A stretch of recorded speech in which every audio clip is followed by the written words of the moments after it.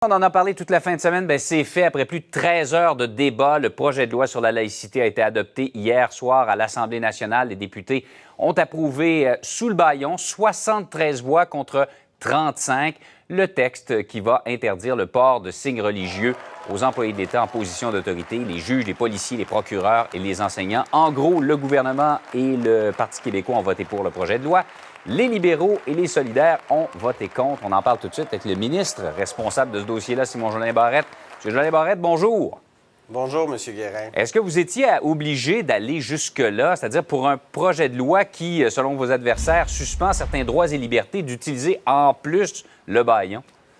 Bien, vous savez, on était face à un blocage complet du Parti libéral et de Québec solidaire.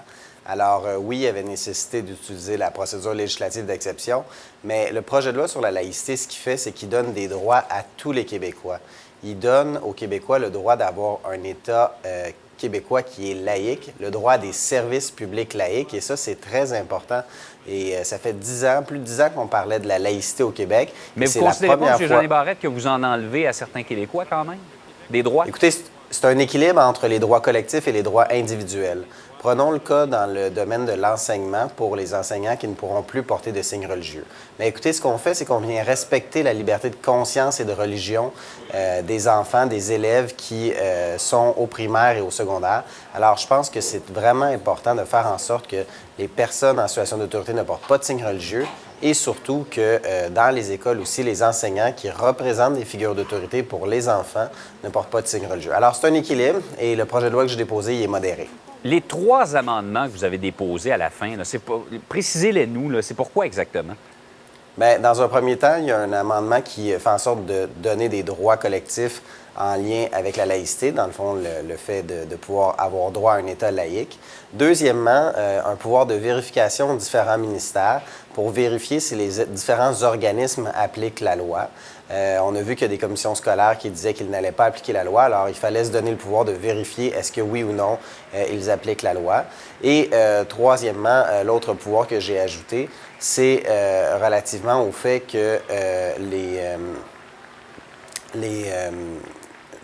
les personnes qui se retrouvent en matière de contravention avec la loi pourraient recevoir des mesures disciplinaires en lien avec le non-respect de la loi. C'est déjà prévu dans les contrats de travail et c'était le sens de la loi, mais je suis venu préciser, suite aux commentaires que nous avons reçus dans l'espace public relativement à l'absence de sanctions dans le cadre du projet de loi.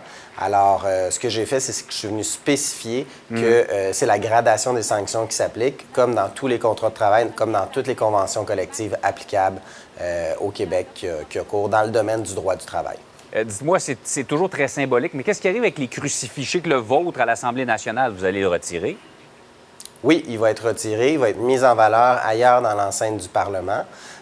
Pour les autres signes religieux, on a une disposition à l'article 16 du projet de loi qui fait en sorte que les différents signes religieux peuvent demeurer, à moins que l'institution souhaite les retirer. C'est-à-dire, exemple, vous avez un conseil municipal qui a un signe religieux, bien, ça revient au conseil municipal de déterminer est-ce qu'ils veulent le conserver ou non.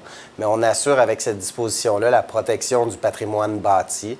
On assure également la protection du parcours historique du Québec. Alors, ça vise à faire en sorte de s'assurer que les différents symboles religieux multiconfessionnels qui existent au Québec puissent demeurer. Même chose au niveau de la toponymie.